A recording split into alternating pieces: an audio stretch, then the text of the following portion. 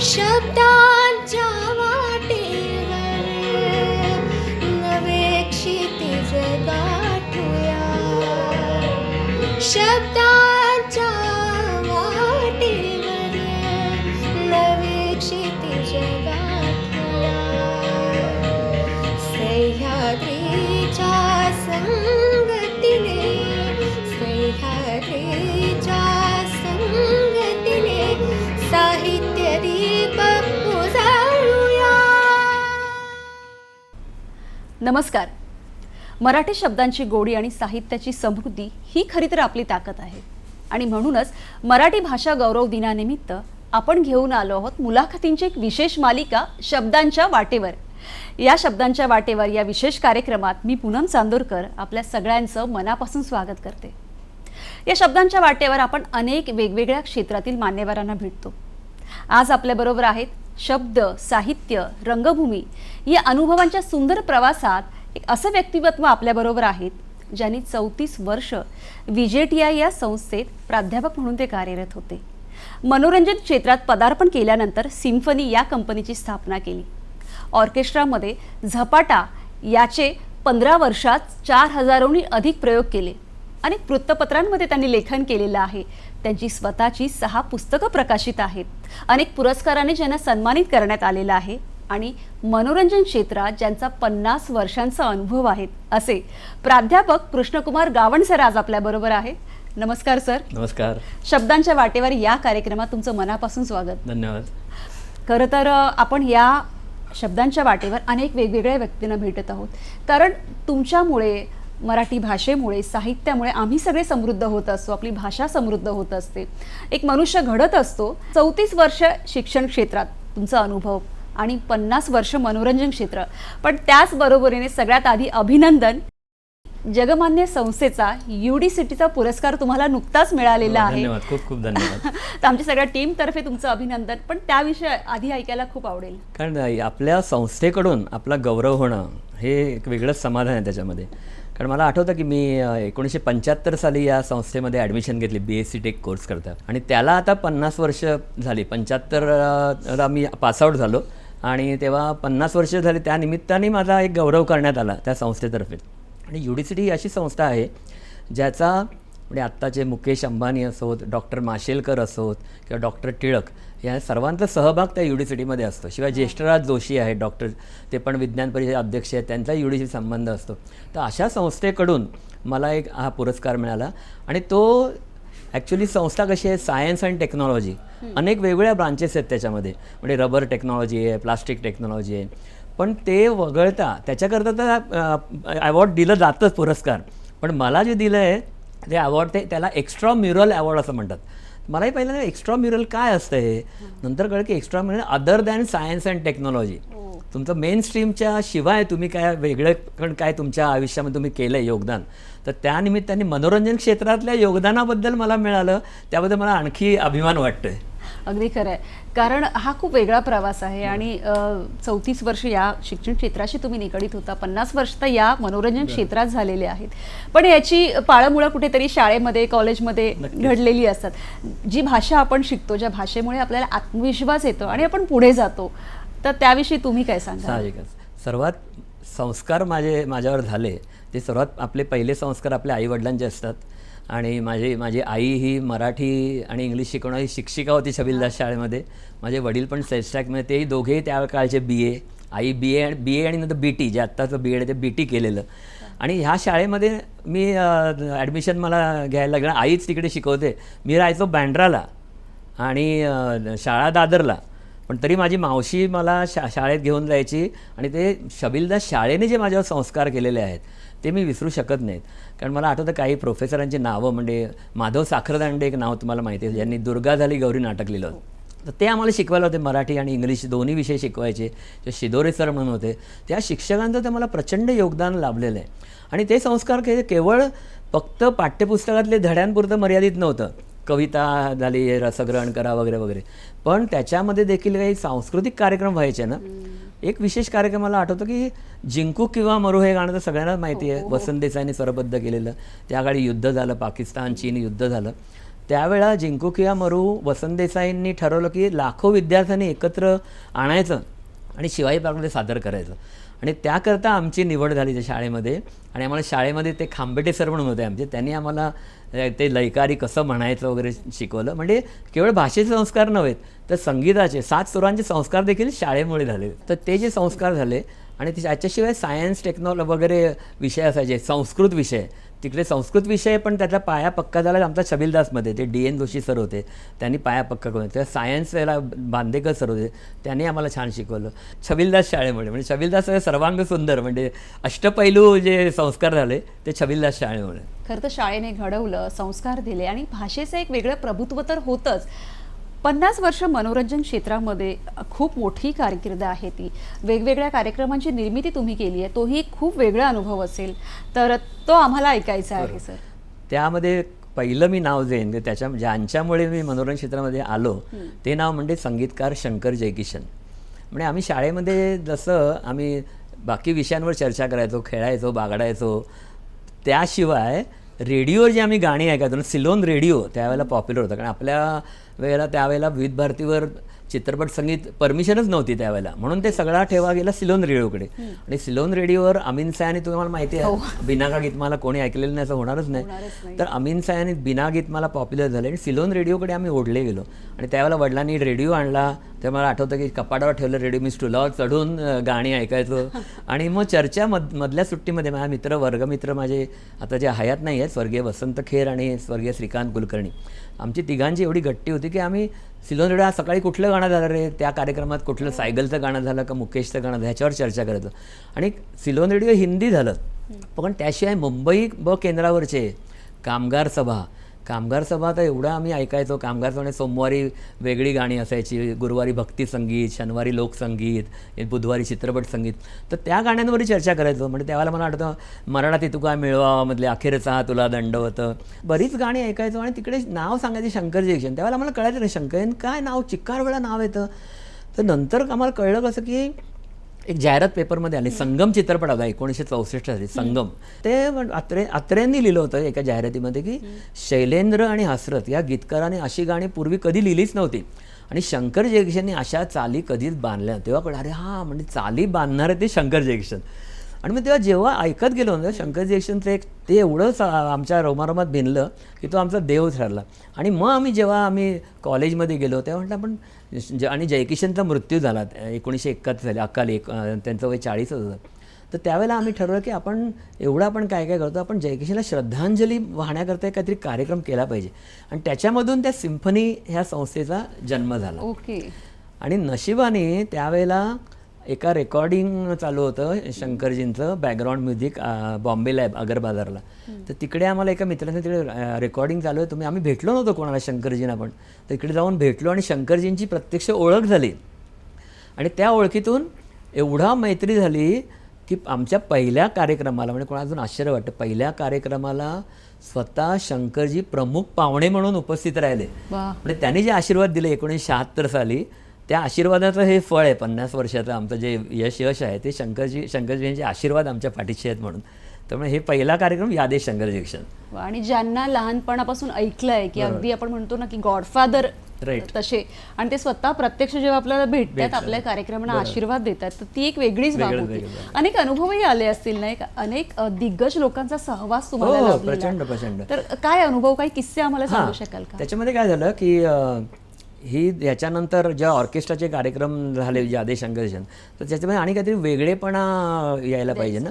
त्याच्यामधून आमच्या म्हणजे वसंत खेरानं कल्पना होती की आपण ते अनाऊन्सर जो असतो ना, अँकर जो असतो, काही टिपिकल अँकर असतात बघा तुम्ही कार्यक्रमाला गेलं, म्हणजे एक मोहम्मद रफी की याद आ रही है, मग एक शेरो शायरी एक असते, मग मुकेशजी किंवा टिपिकल. तर आणि काही 1-2 वेळा अँकर लोकांनी आम्हाला फार एकदम फसवलं गेलं. काही अँकर लोक म्हटलं खेळा आता अँकर नको आपल्याला, तर काय करूया, पण त्याला आपण ना ऑर्केस्ट्राला दिग्दर्शक घेऊया. तर हे आम्हाला माझ्याही डोक्यात कळलं खेळा आपण काहीतरी नवीन करूया. मग त्यावेळेला ज्याला चित्रपट संगीताची आवड आहे असाच दिग्दर्शक बघूया. तर त्यावेळेला पुरुषोत्तम बेडेंचं टूर गाजत होतं, टूर, आणि ते नाविन्यपूर्ण त्यांनी काहीतरी केलं होतं की तो हे करेल का म्हणून पुरुषोत्तम बेडेंची आमची मीटिंग झाली.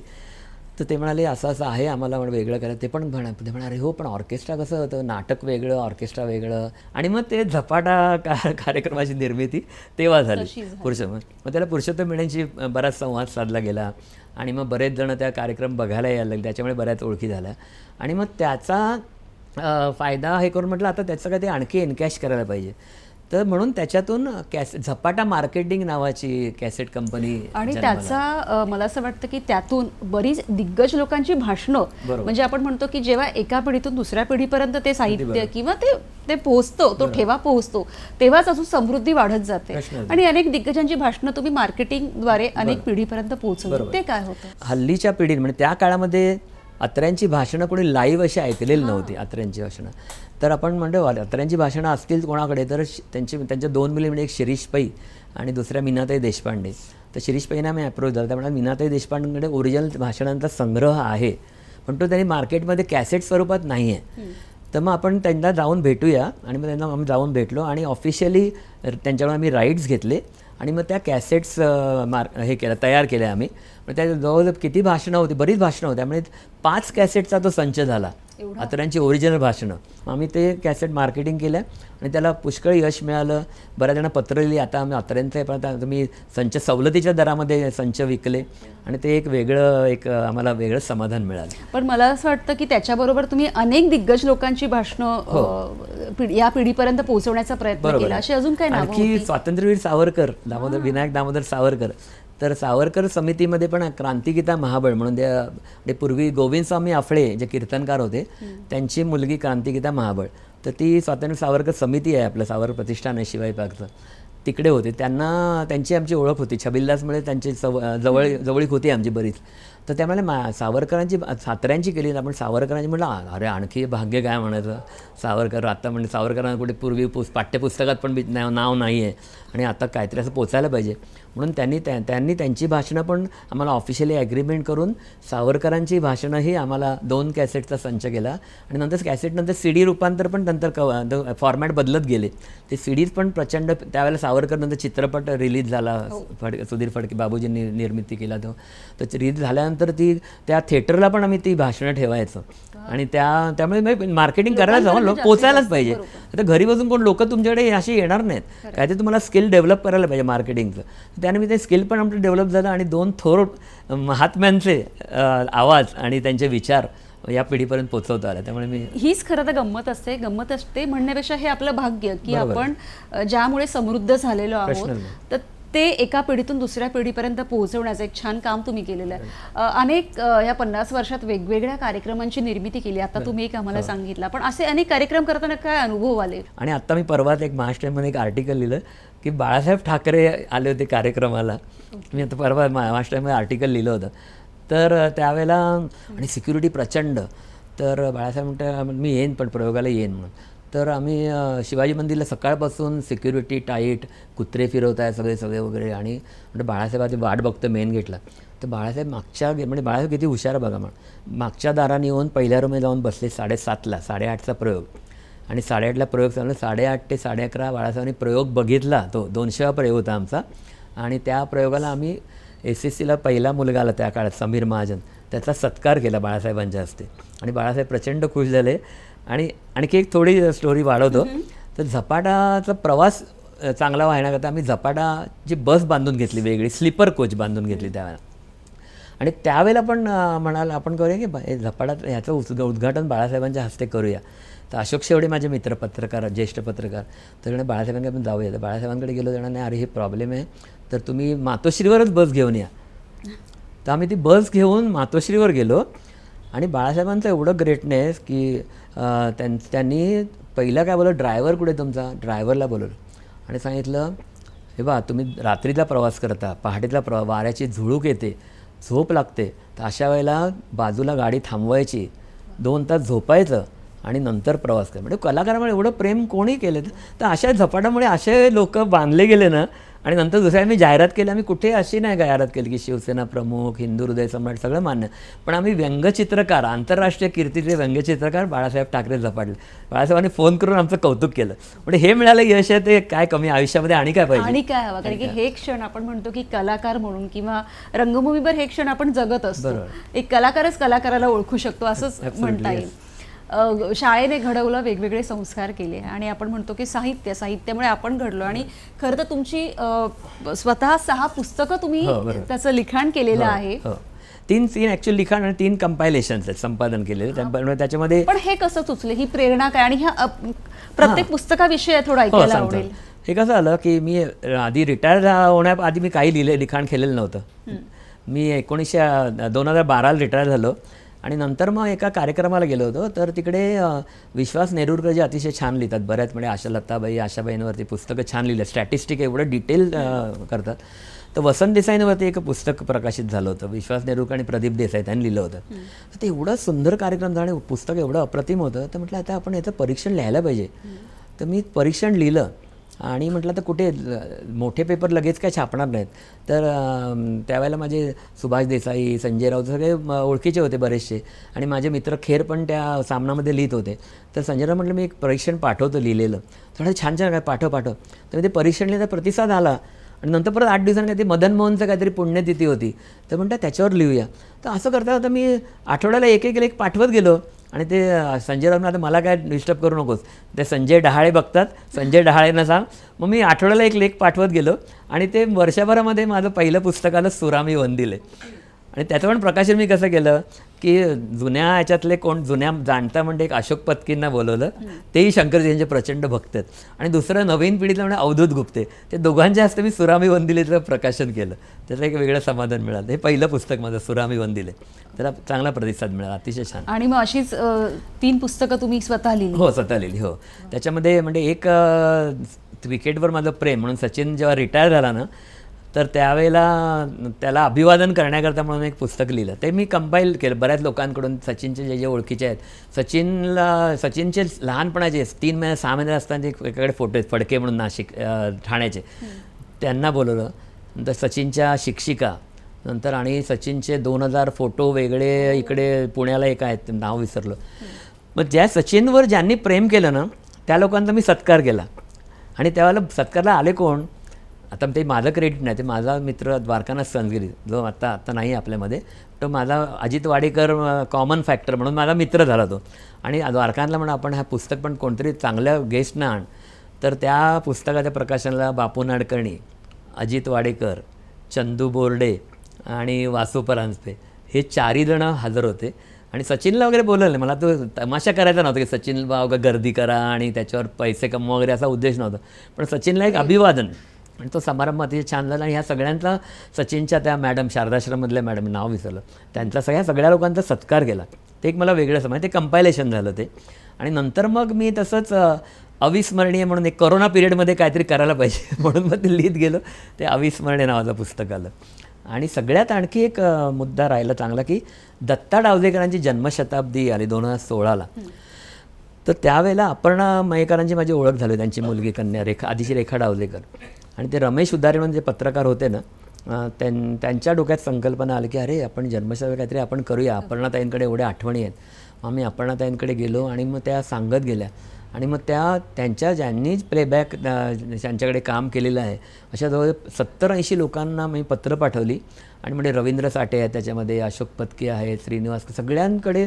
आणि त्या कंपाईल करून दत्ता डावदेकरांना स्वरसाक्षी नावाचं पुस्तक आम्ही हे केलं. आणि त्या पुस्तकाचं प्रकाशन हिंदीमधील संगीतकार आनंद मिलिंद आहेत ना, त्यापैकी आनंद स्वतः आले. कारण डावदेकरांचं काम एवढं आहे ना की त्यांनी म्हणजे सी रामचंद अण्णांकडे पण अरेंजमेंटचं काम केलेलं आहे. म्हणजे संगीतकार म्हणून त्यांना हिंदीमध्ये एवढं नाव झालं, दत्ता डावदेकर एवढा संधी मिळाली नाही. पण हिंदीमध्ये आनंद मिलिंदपर्यंत म्हणजे जवळ 30-40 वर्ष त्यांनी काम केलं आहे. म्हणून आनंद संगीतकार त्यांच्या हस्ते प्रकाशन केलं. अशोक पत्की त्या प्रकाशनाला होतं. ते एक वेगळं पुस्तक झालं. आणि सगळ्यात जवळचा म्हणजे शंकर जयकिशन, त्याच्यावर काहीतरी करायला पाहिजे. जन्मशताब्दी शंकर जयकिशनचे 2022 साली आले. मग त्यावेळेला तसंच कंपाईल करून हे शंकर जयकिशनवर एक पुस्तक प्रकाशित झालं. आणि नंतर आत्ता 2 महिन्यापूर्वी झालं ते याच्या साक्षीदार सुवर्णयुगाचे. ते पण मला कसं झालं की पुण्यनगरीमध्ये मी लेख लिहायचो, महिन्याला 2 लेख, जवळजवळ 80 लेख झाले. त्यांचं ते पूर्ण त्याचं संग्रह. पूर्ण ते पूर्ण माझं लेखन आहे. त्याच्या मला आनंद एवढाच झाला की त्याच्यामध्ये फक्त पडद्यावर दिसणारे नाही, जसं आता तुम्ही दिसतोय, पण बाकी टेक्निशियन पडद्यामागच्या जगाला त्यांचं योगदान केवढं तरी मोठं आहे. त्यांच्यामुळेच खरं तर हे सगळं पुढे माझा व्हिडिओ चांगला म्हणतो ह्यांच्यामुळे होणार आहे चांगला, जशी त्याला क्लॅरिटी येणार आहे. तर तसे अरेंजर्स, नंतर कॉम्पोजर्स तर आहेतच, मेन अरेंजर, म्युझिशियन्स, त्यांनी पडद्यामागे जे काम केलं ते. आणि ज्या जुन्या आपल्या मराठी नायिका आहेत, नलिनी जयवंत ज्यांचं हिंदीमध्ये योगदान आहे, सुलोचना दीदी त्यांचं, शोभना समर्थ, अशा व्यक्तींचंही मी त्याच्यामध्ये बरंचसं कवर केलं. आणि पूर्ण मोठी रेंज आहे त्याच्यामध्ये, त्या साक्षीच्या सुवर्ण युगाच्यामध्ये. त्याच्यामध्ये सगळे कवी, भा. तांबे आहेत, नंतर मंगेश पाडगावकर आहेत, नंतर गदिमा आहेतच, आणि शिवाय वेगळे जे संगीतकार एकदम लोकप्रिय झाले नाहीत अशा संगीतकारांचे इक्बाल कुरेशी आहेत, सी अर्जुन आहेत, त्यांचाही बोललं. गायिकांमध्ये म्हणजे लता दीदींचा तो एक नंतर मी किस्सा सांगतो, लता दीदींचा सांगतो. सुधा मल्होत्रा, आरती मुखर्जी यांच्यावरही ते लेख आहेत. त्यामुळे ते पुस्तक एक वेगळं झालं आहे, म्हणजे ते एखाद्या सिलेबस म्हणून लावू शकतात पुस्तक, एवढं छान झालं आहे. म्हणजे सगळे पॉईंट जो होते इंडस्ट्रीमधले कवर झाले. आणि आता सगळ्यात महत्त्वाचं मी विसरलो सांगाय, हे सगळं क्रेडिट कोणाला तर दादासाहेब फाळकेंना, कारण दादासाहेब फाळके हे जनक आहेत आणि त्यांच्यामुळे ही फिल्म इंडस्ट्री जन्म झाला. आणि आत्तापर्यंत आता करोडो, हजारो, लाखो करोडचा जो बिझनेस जो चालू आहे टर्नओव्हर, तो दादासाहेब फाळकेंना, म्हणून त्यांना अविस्मरणीय पुस्तकामध्ये मी दादासाहेब फाळकेंवरती एक लेख लिहिला. आणि जे नातूही माझ्या संपर्कात असतात, चंद्रशेखर पुसाळकर, तेही मला नेहमी मदत करतात, प्रोत्साहन देतात. म्हणजे दादासाहेबांचे आशीर्वाद त्यांच्या नातवातर्फे आपल्याला मिळत असतात, ते वेगळंच समाधान आहे. नक्कीच असं म्हणू शकतो की ह्या साहित्याने आपल्याला खूप समृद्ध केलंय. म्हणजे तुम्ही आता हे जे सगळं सांगितलं, बरोबर, तर त्यातून एखादा असा अविस्मरणीय किस्सा किंवा अशी एखादी गोष्ट आहे का या प्रवासात? त्या प्रवासातली एक म्हणजे आता लता दीदींची एक छान गोष्ट आहे की ज्यावेळेला आम्ही कॅसेट वेगवेगळ्या करत होतो ना, त्यावेळेला आम्ही काय फक्त आपल्या भाषणांच्या कॅसेट्स केल्या, तर म्युझिकल डिवोशनल कॅसेट्स, त्याच्यामध्ये त्यावेळेला प्रचंड नाव होतं अजित कडकडेंचं, त्यामुळे त्यांच्या आम्ही कॅसेट्स केल्या. विठ्ठल बर्वा नावाची कॅसेट होती, दत्त माऊली, तशा वेगवेगळ्या कॅसेट्स केल्या. आणि नंतर इन्स्ट्रुमेंटल, म्हणजे इन्स्ट्रुमेंट वाजवणारे जे आहेत एवढे दिग्गज लोक, तर त्यावेळेला आमची सुरुवातीला मदत झाली ती संगीतकार अनिल मोहिले यांची. कारण अनिल मोहिलेंचं सगळ्यात आवडतं वाद्य जलतरंग, जे ते 6 वर्षाचे असताना त्यांनी जलतरंग वाजवलं होतं. आणि तो रेकॉर्डेड कॉमेंट्री आहे त्याची. तर त्यांच्याकडे त्यांनी रेकॉर्ड केलेली एक कॅसेट होती स्वतः जलतरंग वेगवेगळ्या रागांमधली. तर ते म्हणाले, त्यांची आमची ओळख झाली होती अनिल मोहिलेंची, आणि त्यांचा मी इंटरव्ह्यू घेतला होता अरेंजर म्हणून. त्यावेळेला तारांगण नावाचं एक पाक्षिक यायचं, त्याच्यात मी आणि खेरांनी इंटरव्ह्यू घेतले होते काही जणांचे. तर ते नाव आम्ही घेतलं होतं. मी कृष्णकुमार असताना तरी मी बंडू म्हणून फेमस आहे, बंडू. आणि माझा मित्र खेर, तर बंडू खेर या नावाने मी ते कॉलम लिहायचो त्याच्यामध्ये अनिल मोहिलेंवर आम्ही लिहिलं होतं. तर अनिल मोहिले म्हणाले, तुम्ही झपाटा मार्केटिंग कॅसेट करून माझं जलतरंगचं आहे ना, ते लोकांपर्यंत पोचू दे ना. त्यामुळे तुमचं मानधन, तर नाही, जलतरंग लोकांपर्यंत पोचलं हेच माझं मानधन. आणि त्याने आम्हाला जलतरंगची कॅसेट फ्रीमध्ये दिली, काही मानधन न घेता. ती आम्ही लोकांपर्यंत पोचवली. आणि मग आमच्या डोक्यात आलं की अनिल मोहिले ज्यांचं योगदान लताबाईंकडे एवढं आहे की अशोक शेवडे नेहमी वर्णन करायचे की अनेक संगीतकारांचं लताबाईंमुळे अडतं, पण लताबाईंचं कोणामुळे अडतं, तर अनिल मोहिलेंमुळे. तर अनिल मोहिलेने 25 वर्ष ऑर्केस्ट्रा कंडक्टर, म्हणजे अल्बर्ट हॉल, सगळ्या जगामध्ये जे कार्यक्रम झाले त्या ऑर्केस्ट्रा कंडक्टर अनिल मोहिलेने काम केलं. तर त्यावेळेला अनिल मोहिले आम्ही म्हणालो की तुम्ही एवढं काम केलं ना, तुम्ही आता व्हायोलिन आणि त्यांचं आवडतं वाद्य, तुम्ही व्हायोलिनवर गाणी वाजवा इन्स्ट्रुमेंटल, आणि त्याची आपण कॅसेट करू झपाटा मार्केटिंगतर्फे. पण एकच अट आहे. आणि काय अट काय मला घालता, त्याला कॉमेंट्री लताबाईंची पाहिजे, लताबाईंनी तुमच्याबद्दल बोलायला पाहिजे. आणि एवढंच ना, मी दीदींना सांगतो. आणि त्यांनी 2 दिवसांना फोन आला, त्यांनी सांगितलं लता दीदी तयार आहेत, तर रेकॉर्डिंग आपण करूया, कॉमेंट्री करायला तयार आहेत. आणि 2 रेकॉर्डिंग स्टुडिओ वरळीला तिकडे रेडिओ जेम्स म्हणून स्टुडिओ आहे, रेडिओ आणि रेडिओ जेम्स, तिकडे दिनेश छेडाम रेकॉर्डिस्ट होते. तर लताबाईने अपॉइंटमेंट दिली, त्यांनी आम्हाला वेळ दिला आणि आम्ही त्या स्टुडिओमध्ये गेलो. आणि लताबाईंनी आम्ही मराठी गाणी रेकॉर्ड केली होती, अनिल मोहिलेंची सगळी 8 गाणी रेकॉर्डिंग केली होती. आणि त्याच्याबद्दल कॉमेंट्री लताबाई बोलणार होत्या. तर लताबाई म्हणाला कुठली गाणी, ही गाणी. अरे पण अनिल, तू फक्त मराठीमध्ये तुझं क्षेत्र मर्यादित नाही आहे, तू हिंदीमध्ये पण आहे. तर हिंदी पण गाणी पाहिजे. आमच्या पोटात धस्सं आला, आणखी 8 गाणी रेकॉर्ड करायची हिंदी इन्स्ट्रुमेंटल. पण त्या लताबाई म्हणतात ना आपण करूया. तर मी आता कॉमेंट्री लिहून आणली होती रे अनिल, म्हणजे त्यांचा आवाज एवढा सुंदर ना. तर मी असं करते त्याचं आणि लताबाईंनी ते मराठी स्क्रिप्ट लिहून आणलेलं ते 5 मिनटामध्ये ट्रान्सलेट केलं, हिंदी अस्खलित हिंदी भाषेमध्ये ट्रान्सलेट केलं. आणि त्या बाईंनी हे तयार केली आणि मग म्हणाले मी आता माईक तिकडे जाते आणि मग तुम्ही आणि मग मला त्या सांगतात हो गावण खेरगाव. मी आता जाते तिकडे, माझं काय चुकलं तर सांगा. अरे म्हटलं लता दिनं आम्ही चुकलं नाही, तुम्हाला काय खटकलं एखादं वाक्य तर मला सांगा. आणि तिकडे लताबाई गेल्या आणि तिकडे ना असं रेकॉर्डिंगमध्ये काहीतरी थोडा आवाज येत होता. तर तो दिनेश शेडवण काय आवाज काय तो कळत नाही. लता म्हणतो नाही थोडं कागदाचा आवाज असेल. लता म्हणतो नाही माझाच अँगल चुकला आहे. मग ते भाई माझाच अँगल चुकला असा आणि त्या 5 मिनटाच्या रेकॉर्डिंग करता 3 तास आमच्याबरोबर होत्या, एका चहाच्या कपवर होत्या 3 तास वरळीमध्ये स्टुडिओमध्ये. आणि त्याच दिवशी ना आपल्या चित्रपटसृष्टीला कधी म्हणलं 50 काहीतरी झाली होती, 75 वर्ष झाली होती आणि काळा घोड्याला संध्याकाळी त्यांचा सत्कार होता लताबाईंचा. तर तिकडे लताबाई ऐकलं तर लताबाई फक्त 5 मिनटंच होत्या तिकडे. पण तिकडे 5 मिनटं नाही, आमच्याकडे 3 तास दिले लताबाई. एवढं भाग्य म्हणजे हा किस्सा मी विसरूच शकत नाही. म्हणजे एवढे आशीर्वाद लता दीदींचे आमच्यावर आहेत. केवढा मोठा अतिशय. सर खरं तर ही एवढे छान गप्पा तुम्ही सांगितले, एवढे छान छान किस्से सांगितले ज्या भाषेमुळे आपण ज्या भाषेमध्ये तुम्ही केले, तर त्या भाषेविषयी तुम्हाला काय वाटतं, काय सांग? बरं, आपली भाषा एवढी साधी सरळ सोपी आहे ना, पण त्याचा काय ओलावा वेगळाच आहे. म्हणून तो अजून एक तुम्हाला सांगायचं राहिलं याच्याकरता आम्ही आणखी एक प्रोजेक्ट केला रंगभूमीवर. तो म्हणजे भले तरी देऊ, म्हणजे चारुदत्त आफळे म्हणजे जे गोविंद स्वामी आफळेंचा मुलगा. तर त्यांना खेरांनी आम्ही थीम काय दिली की जे व्यावसायिक संत आहेत ना, तसे व्यावसायिक संत त्यांचं थीम काय व्यावसायिक संतांची की तुमचा व्यवसाय प्रामाणिक करा, तीच खरी पूजा.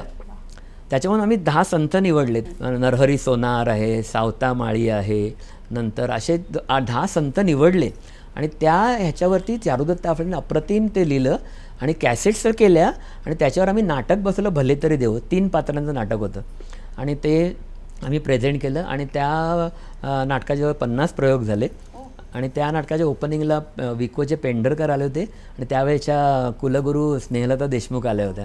तर ते म्हणजे संतांचं जे वाङ्मय आहे ना, ते साध्या भाषेंमध्ये मनोरंजक पद्धतीने लोकांसमोर गेलं ना, तर लोकांना फार अपील झालं. पण ही भाषा समृद्ध आहे, पण आणखी लोकांपर्यंत पोहोचण्याकरता आपण सातत्याने प्रयत्न करायला पाहिजेत.